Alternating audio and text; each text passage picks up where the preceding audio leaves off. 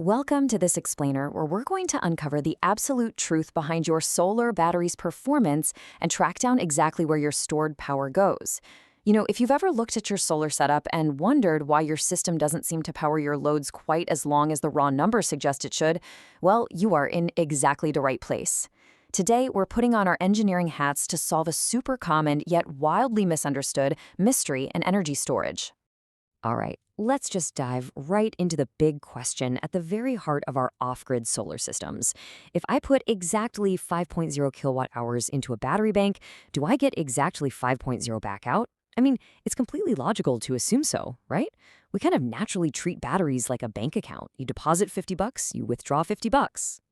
But yeah, in the real world of physics and electronics, the answer is a definitive no. Every single battery out there, regardless of whether it's rocking advanced lithium chemistry or it's traditional lead acid, is going to lose some energy during the charging and discharging process. You simply do not get back all the energy that you put in. And honestly, understanding these exact losses is the secret sauce that helps you size your solar systems accurately and estimate your runtimes realistically. Here's our roadmap for solving this missing energy mystery. First, the missing energy mystery itself. Second, calculating round-trip efficiency. Third, where does energy go? Fourth, amp hours versus watt hours. And finally, safety and system health. Section 1, the missing energy mystery. So to set the foundation here, we have to define exactly what we actually mean when we talk about battery efficiency. The absolute crucial metric is round-trip efficiency. Essentially, this looks at the ratio between the energy going into the battery during the charging phase and the energy coming back out during discharge. It accounts for the entire complete cycle. And because literally no battery on Earth is perfect, this ratio is always going to be less than 100%. Moving to Section 2, calculating round-trip efficiency. Now, this is where it gets really powerful. We can actually calculate true efficiency from real-world energy flows instead of just blindly trusting optimistic manufacturer marketing specs. And the math is surprisingly straightforward. Imagine your charge controller reports that 5.0 kilowatt hours entered your battery today. Later on, your monitor shows 4.7 kilowatt hours were actually delivered to your loads. To find your efficiency, you just take that recovered energy of 4.7, divided by the charged energy of 5.0, and multiply by 100. And boom, there is our result, a 94% efficient battery. But think about what that actually means. 6% of our stored energy, which is 0.3 kilowatt hours, has gone completely missing. It didn't run your lights, it didn't show your fridge, it basically acted like a phantom tax on your system and just vanished from your usable capacity. Section 3, where does energy go? So where did that missing 0.3 kilowatt hours actually sneak off to? Thanks to the law of conservation of energy, we know it couldn't just delete itself from existence. Let's investigate our prime suspects. First up, internal resistance, which creates instant heat. Second, chemical conversion losses inside the battery. They're just not perfectly reversible. Third, your battery management system consumes a tiny bit of power just to monitor vitals. Fourth, cell balancing circuits dissipate energy to keep your cells matched. And finally, extreme temperatures naturally force batteries to operate way less efficiently. Section 4, amp hours versus watt hours. Okay, we really need to pivot here and clear up a super common trap DIY users fall into when tracking these losses. A lot of folks try to measure efficiency by simply comparing amp hours in versus amp hours out. Honestly, this is highly misleading. A battery might accept 100 amp hours during the day and return 98 at night. Sounds amazing, right? But wait, if the charging happened at a much higher average voltage than the discharging, your actual energy efficiency is significantly lower than those amp hour numbers suggest. See, because actual energy depends on both voltage and current.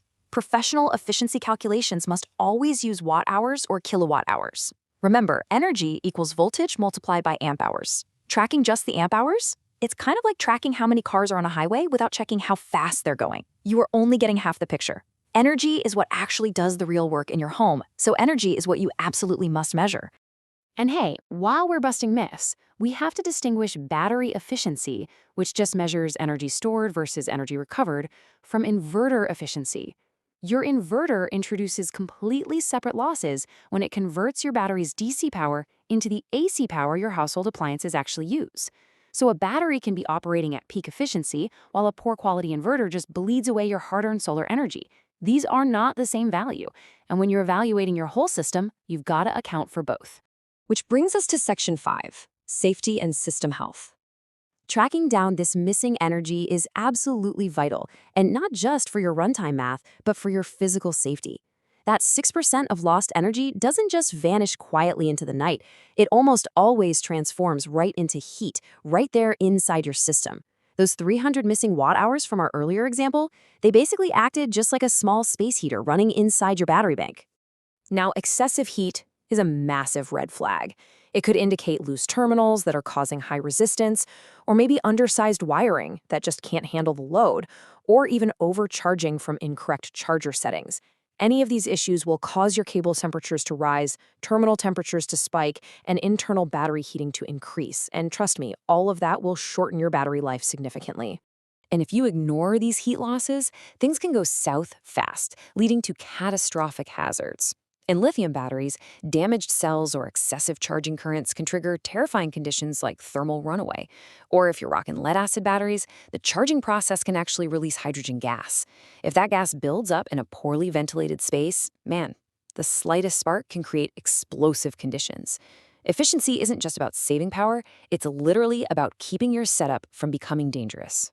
That is exactly why accurate monitoring is such an incredibly useful tool. By keeping a close eye on your true energy in versus energy out, you can use a sudden drop in efficiency as a brilliant early warning system.